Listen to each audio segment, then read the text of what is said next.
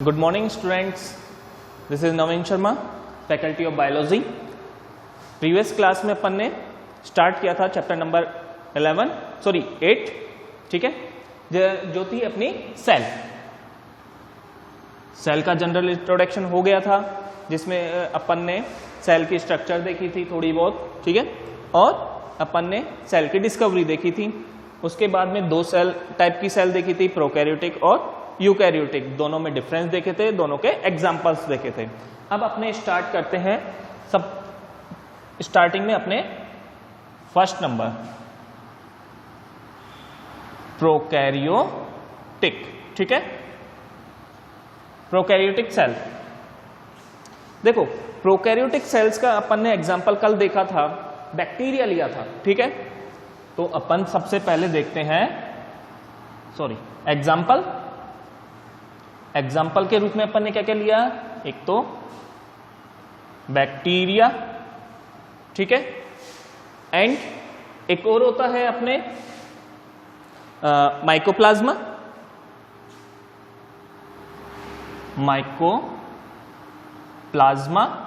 ठीक है। देन एक और ले लेते हैं अपन ब्लू ग्रीन एल्गी, ठीक है। और एक और होता है अपने PPLO, इसकी फुल फॉर्म है अपने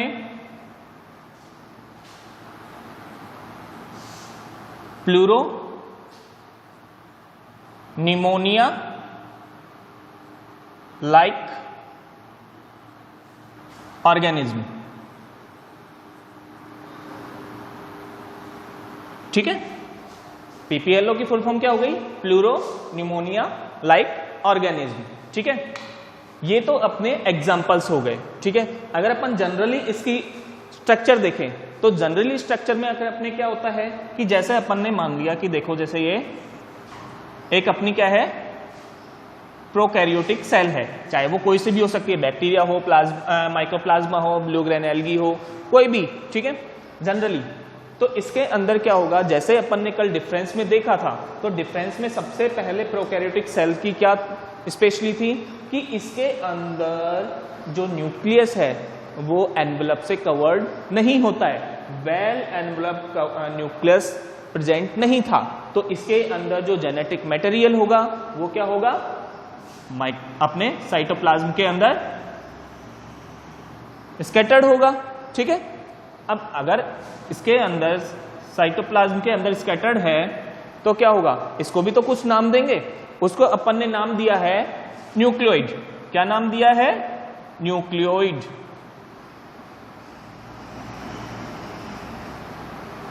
ठीक है। इसको अपन ने क्या नाम दिया, न्यूक्लियोइड।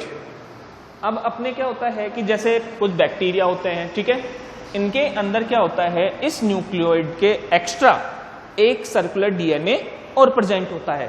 ये तो क्या हो गया, इसका खुद का पर्सनल डीएनए हो गया जो कि इसकी बॉडी को कंट्रोल करता है, ठीक है। एक circular DNA, extra circular DNA present होता है, ठीक है। एक्स्ट्रा जो सर्कुलर डीएनए प्रेजेंट होता है उसको अपन ने नेम दिया है प्लाज्मिड, ठीक है। क्या नाम दिया है, प्लाज्मिड, समझ में आया।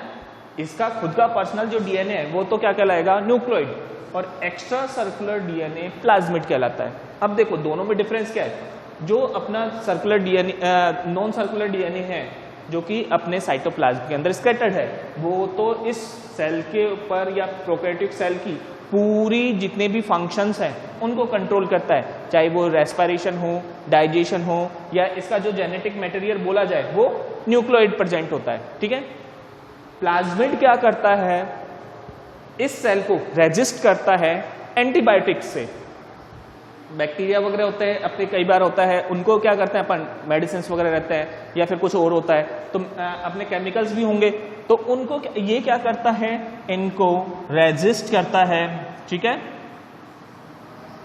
ठीक है। रेजिस्ट क्या करेगा, किससे, resist from antibiotics,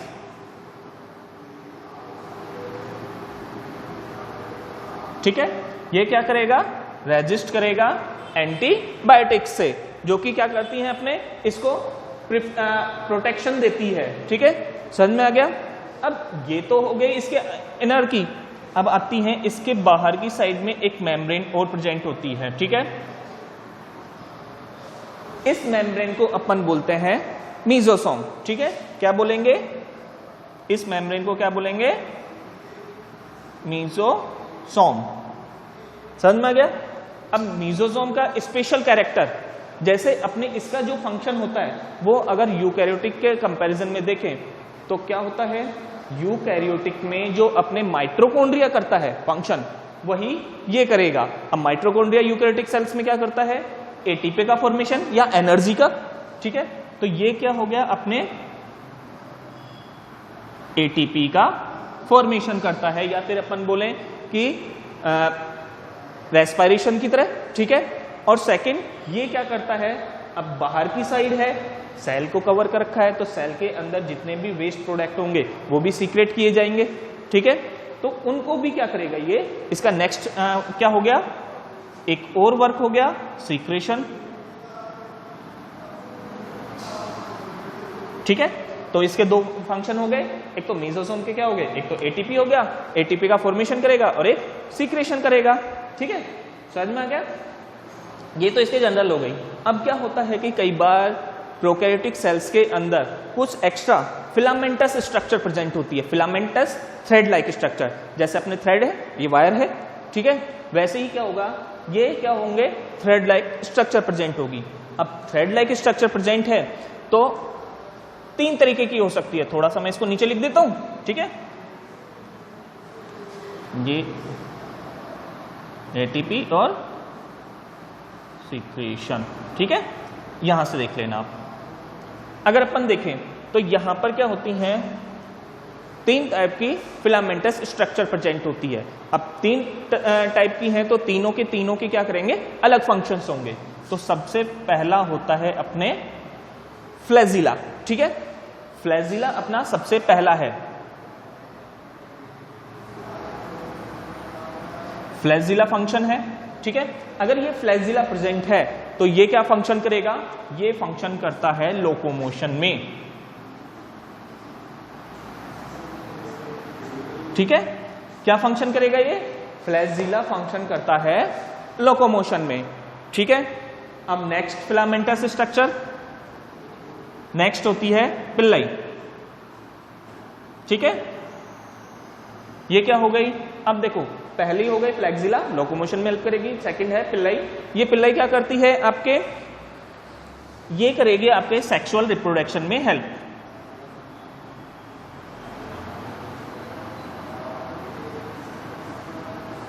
sexual reproduction में ये क्या करती हैं, प्रोकैरियोटिक सेल्स को सेक्सुअल रिप्रोडक्शन में हेल्प करती हैं। एंड देन नेक्स्ट होता है आपके, क्या होगा आपके, नेक्स्ट है फिब्राई। ठीक है,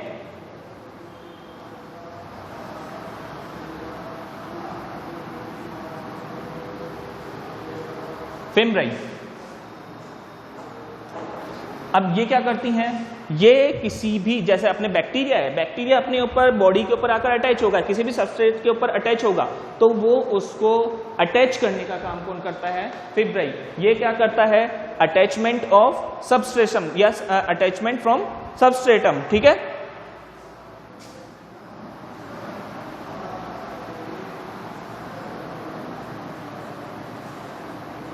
अटैच्ड विद सबस्ट्रेटम। ठीक है, 3 फिलामेंटस स्ट्रक्चर हो गई। फ्लैक्सिला लोकोमोशन में हेल्प करता है, पिल्लाई सेक्सुअल रिप्रोडक्शन में हेल्प करती हैं, एंड फिब्राई क्या करती है, अटैच करती है सबस्ट्रेटम से। ठीक है, ये तो अपने क्या हो गए फिलामेंटस स्ट्रक्चर। अब अपन देखें, अगर अपन देखें इसकी मेम्ब्रेन्स, इसके अंदर क्या होती हैं, 3 टाइप की मेम्ब्रेन होती हैं। इसके अंदर जो मेम्ब्रेन्स प्रेजेंट होती हैं वो 3 टाइप की प्रेजेंट होती हैं। इन तीनों मेम्ब्रेन्स को आउटर से इनर की साइड में देखें। ठीक है, आउटर से इनर की देखें तो सबसे जो आउटर होती है वो क्या होती है, ग्लाइकोकैलेक्स की।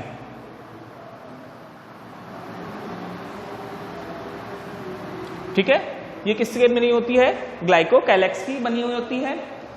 नेक्स्ट, ये जो मिड वॉल होती है, ठीक है, इसको अपन बोलते हैं सेल वॉल। ठीक है, ये सेल वॉल होती है। और इनर साइड में, सबसे जो अंदर की साइड में होती हैं, वो किसकी बनी होती ये होती है आपके प्लाज्मा मेम्ब्रेन या सेल मेम्ब्रेन। ठीक है, ये क्या होती है? प्लाज्मा मेम्ब्रेन या cell membrane.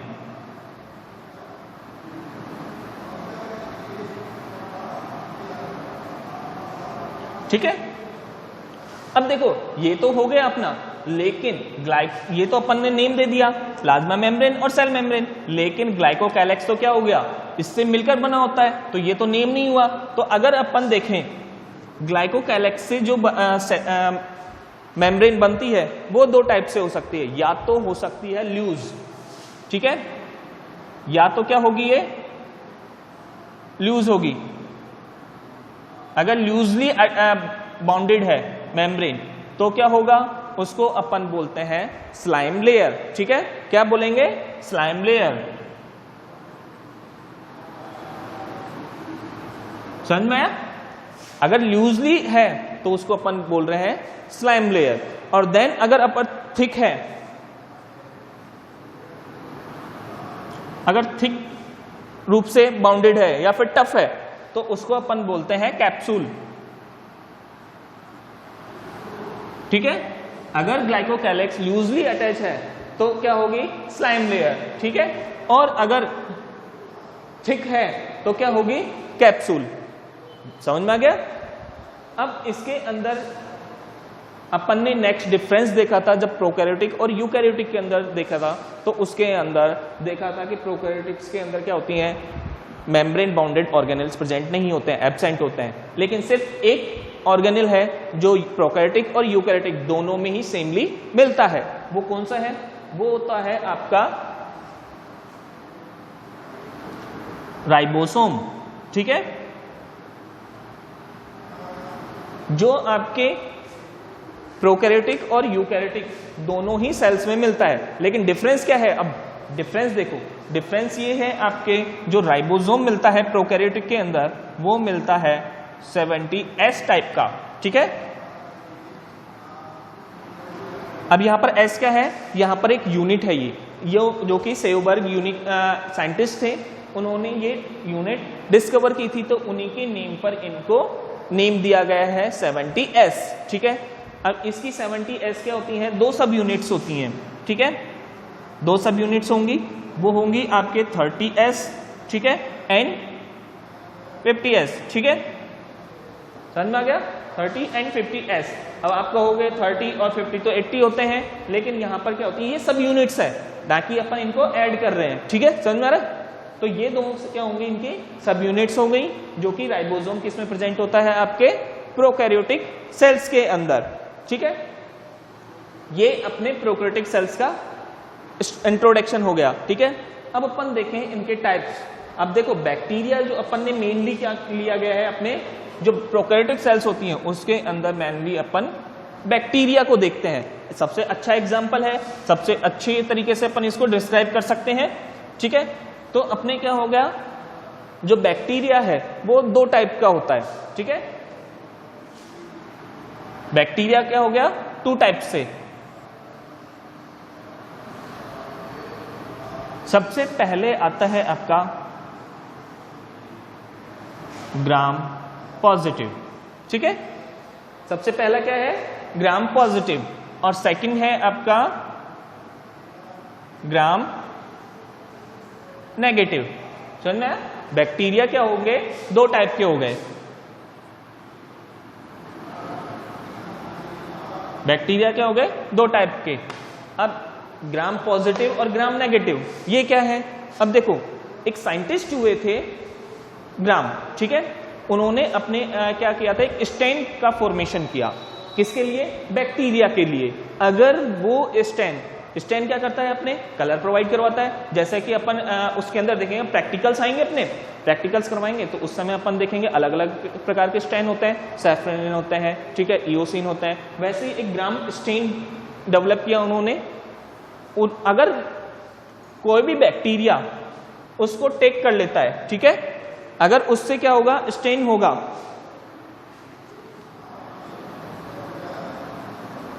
Take Gram stand.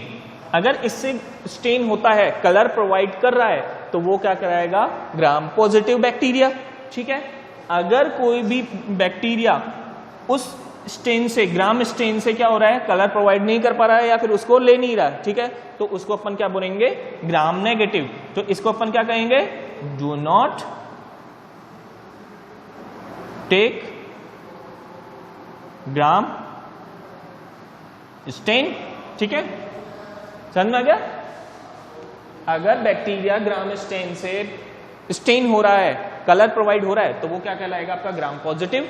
और अगर ये ग्राम इससे स्टेन नहीं हो रहा है, कलर प्रोवाइड नहीं हो रहा है, तो ग्राम नेगेटिव। ठीक है, ठीक है बच्चों, आज अपन ने क्या किया, पूरा प्रोकैरियोटिक सेल्स का डिस्क्राइब किया है। अब नेक्स्ट क्लास में अपन क्या करेंगे, अपने यूकैरियोटिक सेल्स को डिटेलली पढ़ेंगे। ठीक है, ओके, थैंक यू।